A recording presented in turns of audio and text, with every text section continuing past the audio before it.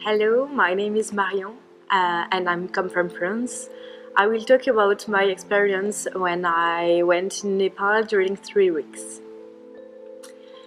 So, for a solidarity project, I went to Nepal in 2013 with three French friends in an orphanage. So we lived with 30 orphans in Nepal near Kathmandu, sorry, the capital.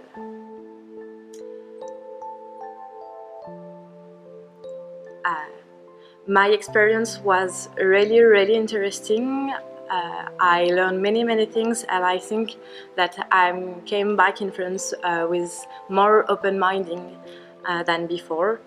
I enjoy meet to meet so many peoples and to have a real relationship with the children. And the orphanage was managed by two couples, so we also talk a lot with them. Nepal people are really friendly. When they saw that we were foreigner tourists, they came to see us, talk to us, helped us if we needed, and most of the time they proposed us to go to drink a tea or something like that. Something which surprised me was that in Nepal they don't say yes or no like us in France with their head. Us in France we say yes like this and no like that. And in Nepal they say yes like this, which means for us maybe or something like that, not a real yes. So the first time it was quite difficult because when we asked something to the children and they answer us like this, we were okay, are you sure you're not obliged? And yeah, it was quite fun. It was surprised. I was surprised. The poverty also is very surprising because I knew that Nepal was a poor country, but the poverty is everywhere in the city. In Kathmandu, it's we see many trams everywhere. Hi, I'm Titfon. I'm from France, and I've been to India for months when I was 16 with my family. The main reason why I survived India was because my parents are experienced in traveling, and they already knew about India. They've been there when they are younger, and the main reason is that I had a driver at this time, Jiwat, who was a really nice person, and he helped us to avoid the the dangerous area. He talked to Indian people when we had trouble, so everything was okay. We didn't have major issue during the trip, and it was really good. It was more an adventure than a relaxed holiday, but this was the aim of the trip to experience something new, to visit places unknown for us, and yeah, it was really good. The first thing that surprised me was the food because they don't eat the cow. They are mostly vegetarian. So as a French guy who love the food, I was a little bit disappointed. Everything is spicy and it was hard. It was hard to find the meat. The cow, impossible to find it. But even the food, even the meat in the restaurants, it's almost impossible to find it. It was a surprise for me, but I'm the one with the diversity of the landscape. Um, they got huge desert. I experienced the really hot temperature, but 2 days after that, I was in the mountain in the forest, and I had like huge rain. So they got different languages, clothes, music. All the culture is different from us. They have the huge impact of the religion in the lifestyle and the behaviors. I really like this culture, and they got a whole country, really old country, really big country. So I heard some stories. It was unbelievable for me. and the story is changing even now. Some Indian people told me about the mythology of the Hindu, and I was surprised that there are so many gods and so many story related to that. I really like the Taj Mahal. I really wanted to see that, and I was not disappointed. But the story around this building is almost as surprising than this building. And it's got plenty of temples. Some of them are more than 1,000 years old. So it's weird to imagine that people can build such beautiful temples even with the old technologies. Hi, my name is Hyun Kim. I'm from South Korea. I will explain about my cultural experience. I did homestay in Sydney, Australia for 1 month because of short exchange student program in my university. Actually, it was not first time to visit there, so I thought no more cultural problems would be happen. But the homestay showed me more realistic Australia life and culture. Like soon after I arrived in Australia, my homestay family welcomed and noticed me how to use transportation system or how to go university or city center. They always ask me about problems, and if I have some questions about how I act in this situation, they always answered kindly and the reason why it happened, so it really helpful to adapt easily in Australia life. So the positive things is that smiling people's face, like even I'm a foreigner in their town, they always said to hello with smiling face. It was very impressive and made me happy. So next time I always said to them, say hello with smiling face. And another thing is, well, like why they don't notice the passengers in bus stop name in the bus, because in Korea you can easily hear this stop is next stop is like that, but in Australia city bus they didn't tell anything to passengers. Some people were reading in the books in the bus, so I wonder they how to know their locations or destinations. So some of my friends used Google Map when come back home. Actually, this is quite small things to you explain about differences between Australia and Korea, but I think we can feel more problems, cultural problems in smaller things. During this experience, I can understand all things and adapt smoothly that I unexpected things while I'm now in Vietnam. Hello everyone, my name is Suraj and I'm from India. Today I'm going to talk about my experience in Finland. This is the first time that I was coming out of my home country, and to be honest, I was really nervous because I didn't read much about Finland. The only thing that I knew about Finland was this extreme climatic condition. For an Indian, minus 27, minus 30 is like too difficult.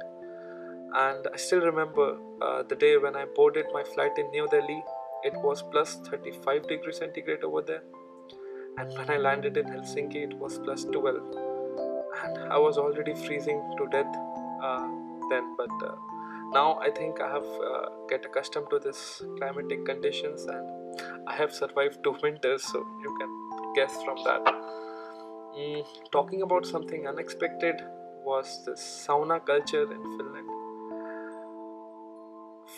For in my culture, it's like a strict no getting nude in public, and I think in Finland it's very normal for people to get nude in public. For example, in changing rooms, in sauna, and things like that. So that is something that was unexpected for me.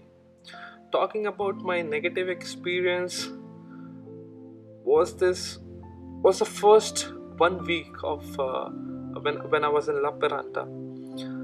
It was so calm. It was no noise, nothing. It's hard to see people on the streets, and at one point of time I thought like, okay, my life is so stagnant. Like, I'm used to this a lot of sound back in my country, and over here there is no sound, and I was like amazed. I was like surprised in a negative way, and I thought, okay, am I alive or am I dead? But I think I'm now accustomed to it, so no worries about it. Talking about my positive experience is, I find Finland to be, the people in Finland is a very like, they have a very sophisticated society. And why I say that is because people trust each other a lot. People follow rules and regulations a lot, and that is something really nice to see. And so far Finland has been good, and yes, I like this place. So for me it's a positive thing. So kiitos. Hi, I'm Nora. I'm from Berlin in Germany, and I'm going to talk about my experience here in Finland. I came here to Finland in January for studying, and one would possibly think that Germany and Finland aren't so different, but when I first came here it was quite a culture shock, because I came from Berlin, from a very vibrant city, to this small quiet town of Lappeenranta. So when I came here it was pretty difficult for me to spend my free time, because in Berlin you have like stores that are open late for shopping, and you have very many restaurants, great restaurants, and great clubs, and yeah, places where you can spend your time. And here in Lappeenranta, if you go to the city on a Saturday afternoon, there's just no one in the streets, and as soon as it gets dark, those few people who are there also just vanish from the streets. And also, yeah, as I said, Berlin is very famous for its club scene, and it's world famous. So partying in Lappeenranta wasn't so such a positive surprise as well. But there were some positive surprises. For example, that the people are so polite here and so helpful if you ask them for their help. In Berlin, it's not unusual to get yelled at by a bus driver or a subway conductor, or just even random people on the streets. And here everybody's so polite. The bus driver even says thank you if someone boards the bus, so that's something. So in conclusion, what helped me to survive? Well, it helped me to survive that I understood that life here in Finland, and especially in Lappeenranta, is much more slowly and much quieter than it is in Berlin. And also it helped that people were so helpful if I needed something, like the way or in supermarkets. So this was just very great and helped me to survive.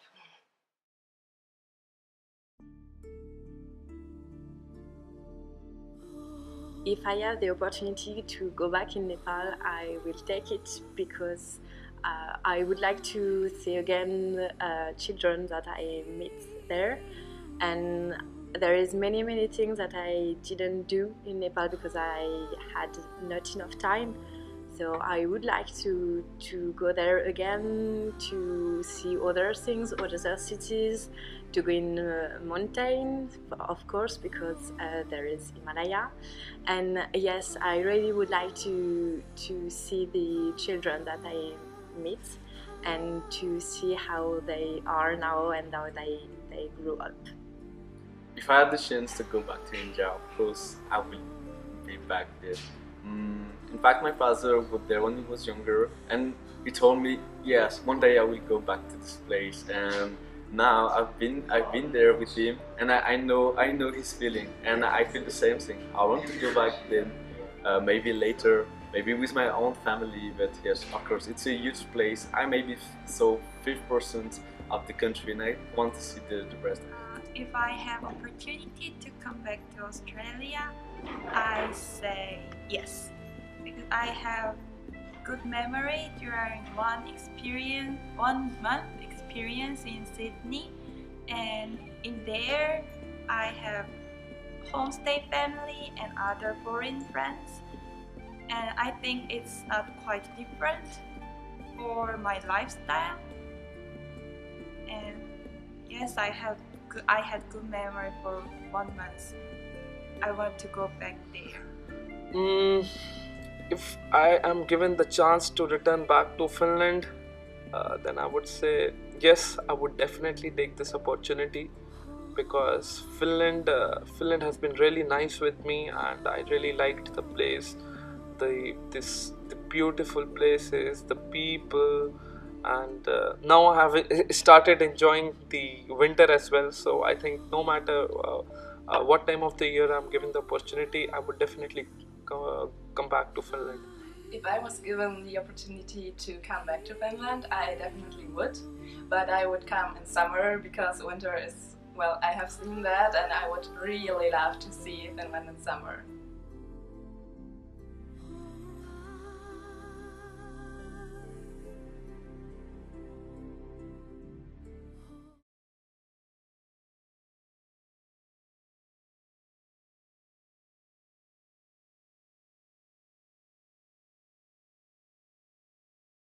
The religion, the religion, the religion, the religion, Religion. the religion. You will get this. Hello everyone. My name is. Okay. Hello everyone. My name is Suraj, and